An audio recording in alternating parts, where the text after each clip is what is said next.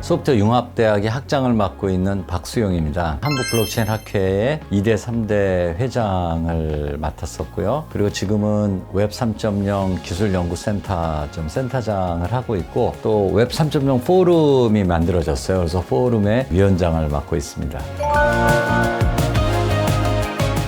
그냥 한마디로 얘기하라 그러면은 신뢰를 만들어주는 기술이다, 이렇게 말씀드릴 수가 있어요. 그런데 뭐 그럼 기술이 뭔데 이게 신뢰를 만들어주느냐, 이렇게 생각하실 수 있는데, 이제 기존에는 우리 사회에 서로 불신이 많잖아요. 뭐 예를 들면 어떤 계약을 한다라든지 뭐 이랬을 때 계약서를 또 유변조할 수도 있고, 그러니까 서로 이게 믿지 못하니까 또 뭐 공증기관에다가 또 계약서를 맡기기도 하고. 근데 이런 계약을 블록체인에 저장하게 되면은 유변조를 할 수 없고, 그러니까 공증기관 없이도 서로 간에 신뢰를 하면서 그 계약을 이행할 수가 있는 그런 환경을 만들어주는 것이죠. 바로 블록체인이 어떤 제3자가 없이도 상호 간의 신뢰를 만들어주는 기술이기 때문에 그것이 이제 가능하다, 이렇게 말씀드릴 수가 있겠습니다.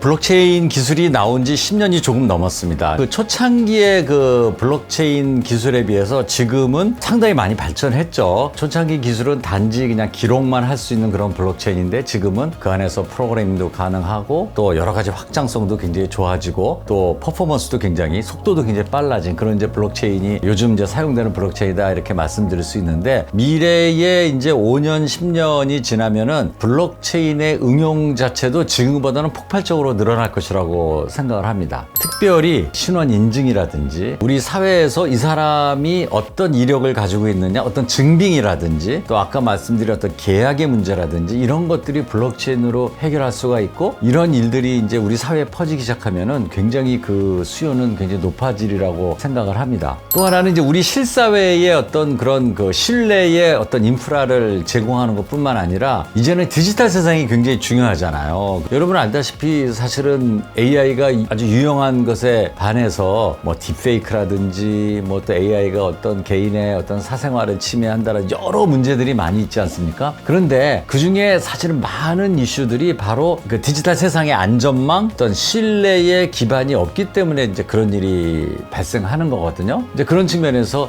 이 블록체인은 또 우리 그 디지털 세상에 어떤 신뢰의 인프라를 앞으로 이제 제공할 것이라고 이렇게 생각하고, 예를 들면 디지털 세상에서 나를 어떻게 증빙하느냐, 누가 만든 것이냐, 어느 것이 원본이냐, 뭐 이런 것들을 다 블록체인이 이제 제공해 줄 것이라 이렇게 생각하죠. 물론 그렇게 되면은 딥페이크의 문제도 굉장히 많은 부분 해결할 수가 있고요. 그래서 그런 측면에서 향후 5년에 10년 사이에는 우리 사회의 어떤 신뢰의 인프라, 그것뿐만 아니라 점점 커져가는 디지털 세상의 신뢰 인프라를 블록체인이 이제 감당할 것이다, 이렇게 예상을 해봅니다. 사실은 블록체인이 처음 이용된 것도 금융 분야라고 볼 수 있죠. 비트코인 자체가 디지털 화폐 아니겠어요? 그러니까 이미 블록체인은 사실은 이제 금융 분야의 적용으로부터 이제 시작된 것이라고 말씀드릴 수 있고, 그래서 이제 금융 분야에는 시작서부터 지금도 이제 많은 부분에 이제 응용이 될 수 있는데, 이제 최근에 또 보는 것은 우리가 실제로 사용하는 실물화폐, 달러라든지 원화라든지 중국의 그 유엔화라든지 기존의 그 국가은행이 발행하는 그런 화폐가 이제 블록체인 기반의 디지털 화폐로 바뀌고 있는 거, 이거는 굉장히 큰 변화라고 생각합니다.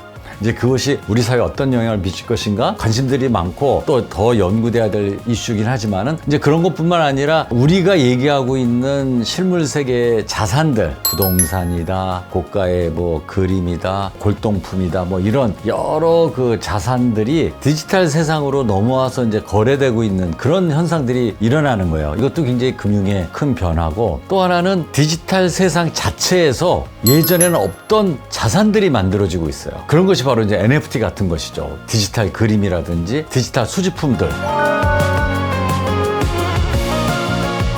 기존의 우리 실세계에서는 누가 소유했고 뭐 이런 것들이 다 법적으로 관리가 되고 있잖아요. 실세계의 자산들을 어떻게 관리하고 그 사람의 소유권을 인정하고 프라이버시는 어떻게 보호해주고, 이런 것들이 우리가 역사적으로 많은 어떤 시행착오를 통해서 이제 제도화되고 정리가 돼 있는데, 사실 이 디지털 세상은 새로이 나타나는 세상이다 보니까 디지털 세상에서의 그런 프라이버시 보호라든지 자산에 대한 어떤 관리라든지 이런 체계가 아직은 좀 좀 많이 부족하죠. 특별히 이제 4차 산업 시대에 중요한 그 데이터의 문제가 있잖아요. 그래서 뭐 데이터는 어느 그 학자는 앞으로 4차 산업 시대에 데이터는 뭐 디지털 세상에서의 뭐 석유와 같은 그런 존재다 이렇게 얘기할 정도로 디지털 세상이 돌아가는데 가장 필요한 요소가 바로 이제 데이터다 이런 얘기를 합니다. 그런데 이제 데이터가 굉장히 중요한데 이 데이터가 디지털 세상에서는 마음대로 도용이 되기도 하고 그 데이터가 막 복사가 된다라든지 또 그 데이터를 만들어낸 사람에 대한 어떤 프라이버시가 막 노출이 되기도 하고 예를 들면 나의 건강 정보 뭐 이런 데이터들이 노출이 되면서 나의 어떤 개인적인 피해를 주기도 하고 이런 일들이 이제 많이 있는데 블록체인 기술을 통해서 그 데이터의 소유주가 누구인지를 기록하게 되고 그럼 누구도 유변조 못해요. 그러니까 그 블록체인 통해서 야, 이 데이터는 내 거라는 것을 주장할 수가 있게 되겠고 또 하나는 암호화 기술 중에 하나인데 박수용이 이것에 대한 소유주지만은 그 박수용이라는 것을 또 익명화시킬 수 있어요. 이것의 소유주는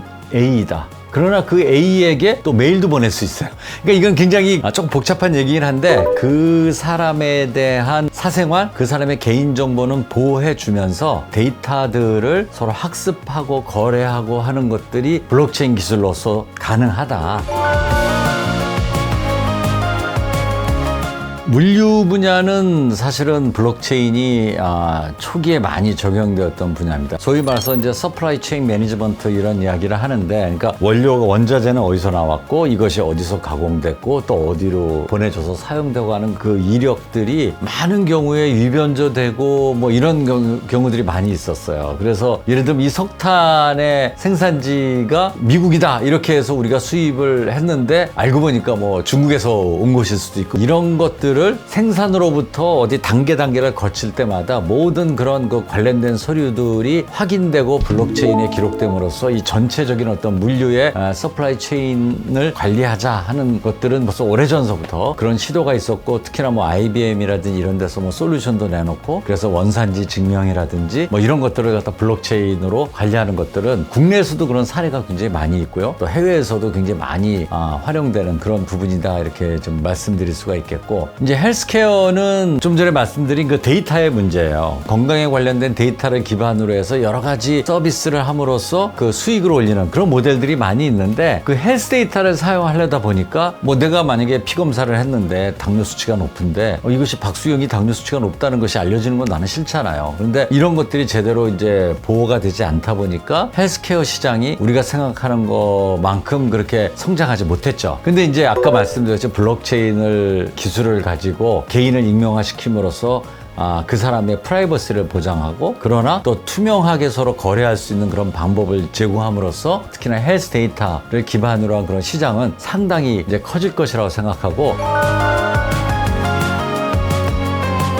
제가 이제 서두에 블록체인은 무엇이냐 그랬을 때 이제 신뢰를 만들어주는 기술이다 이렇게 말씀드렸었는데 근데 이제 그 신뢰를 만들어주는데 중간자 없이 그냥 두 양측 간의 서로의 신뢰를 만들어주는 것이 이제 블록체인 기술이라고 이렇게 말씀드렸잖아요. 그것이 바로 이제 블록체인의 탈중앙성을 얘기하는 것이죠. 그러니까 기존에는 뭔가 중앙에 뭐가 있어서 그 중앙을 중심으로 해서 모든 일들이 그 이루어지고 또 서로 간의 어떤 계약 같은 거에 대한 공증이라 이런 것도 다 중앙에 있는 기관이 뭔가 개입을 해서 하지 둘끼리는 서로 믿을 수가 없다는 거잖아요. 서로 뭐 거짓말할 수도 있으니까. 그래서 항상 제3자가 필요한 것이 우리 기존의 사회의 어떤 전체적인 구조다. 이제 이렇게 말씀드릴 수가 있는데 이 블록체인이라는 기술은 그런 중간자 없이 탈중앙화해서 서로 간에 그냥 피어 투 피어로 뭔가 신뢰를 형성하고 거래가 가능하게 하는 그런 기술이다 이렇게 말씀드릴 수 있어요. 이 탈중앙화 한다는 것이 장점들이 많이 있습니다. 가장 먼저 우리가 생각할 수 있는 것은 아까 말씀드렸듯이 중간자가 없으니까 비용이 굉장히 줄어드는 거예요. 서로 뭐 우리가 뭐 계약할 때